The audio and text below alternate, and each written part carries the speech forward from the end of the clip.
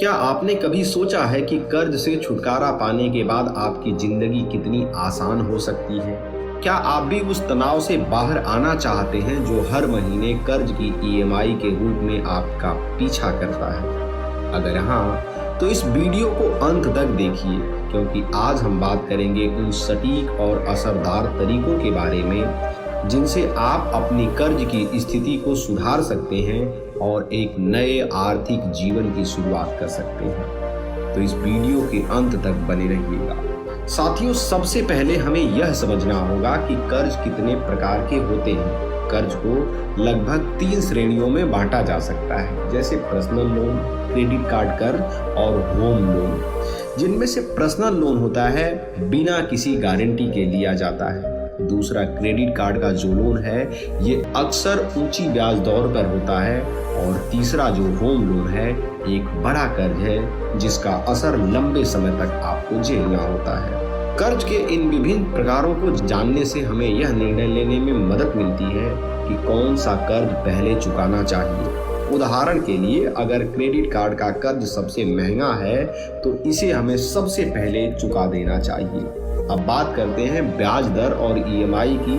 हर कर्ज की ब्याज दर अलग होती है और यही ब्याज दर आपके कर्ज को भी ज्यादा बढ़ा देता है। ईएमआई की राशि हर महीने वह हिस्सा होती है जिससे हमें कर्ज चुकाने के लिए देना पड़ता है। इसके लिए हमें अपने मासिक बजट में यह सुनिश्चित करना पड़ता है कि कर्ज चुकाने के लिए पर्याप्त राशि हो। आपको यह भी समझना होगा कि ब्याज दर को कम कैसे किया जाए जिससे आपको कर्ज से जल्द छुटकारा मिल सके। सबसे महत्वपूर्ण बात वह है कि बजट बनाना। यदि आप कर्ज से छुटकारा पाना चाहते हैं तो सबसे पहले आपको बजट बनाना होगा। खर्चों को सही ट्रैक करना होगा। आवश्यक खर्च और गैर आवश्यक खर्च। सबसे पहले अपने जरूरी खर्चों का हिसाब लगाएं आप, जैसे घर का किराया, खाना पीना और बच्चों की पढ़ाई। फिर गैर आवश्यक खर्चों पर नजर डालें। क्या आप हर महीने अनावश्यक खरीदारी करते हैं? क्या आप बाहर जाकर खाना खाते हैं? इन चीजों को नियंत्रित करके आप कर्ज चुकाने के लिए ज्यादा पैसा जुटा सकते हैं। अगर आप अपने कर्ज को जल्दी खत्म करना चाहते हैं तो आपको आय के दूसरे स्रोत पर भी ध्यान देना होगा। क्या आप जानते हैं कि online freelancing, part time job या छोटे मोटे व्यवसाय से आप अपनी मासिक आय बढ़ा सकते हैं? यकीन मानिए, अगर आप अतिरिक्त आय अर्जित करते हैं तो कर्ज चुकाने की प्रक्रिया तेज हो जाती है। एक और तरीका है कर्ज को एक जगह पर जमा करना। इसका मतलब यह है कि आप अपने सारे छोटे छोटे कर्जों को एक बड़े कर्ज में बदल सकते हैं और फिर उस पर कम ब्याज दर पाकर इसका फायदा उठा सकते हैं। ईएमआई कम हो सकती है। एक ही जगह पर कर्ज चुकाना आसान होता है, लेकिन ध्यान रखें, कंसोलिडेशंस सबसे पहले ब्याज दर की सही जानकारी ले लें। अंत में सबसे जरूरी बात यह है कि आपातकालीन फंड।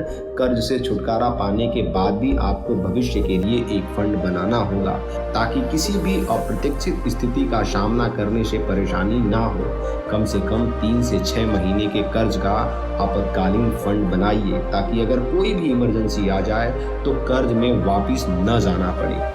दोस्तों, कर्ज से छुटकारा पाने का कोई मुश्किल कदम नहीं है, बस जरूरत है सही रणनीति और कड़ी मेहनत की। अगर आप इन कदमों को अपनाते हैं तो यकीन मानिए आपकी फाइनेंशियल स्थिति जल्द से जल्द सुधरने लगेगी। अगर आपको यह वीडियो पसंद आया हो तो इसे लाइक और सब्सक्राइब करना बिल्कुल मत भूलिएगा और नीचे कमेंट्स में जरूर बताइएगा कि कर्ज से छुटकारा पाने के लिए कौन सा कदम उठाने वाले हैं। और फिर मिलेंगे अगली वीडियो में। तब तक के लिए खुश रहिए। स्मार्ट फाइनेंस से जुड़ी जानकारियों के लिए हमारे चैनल के साथ बने रहिएगा।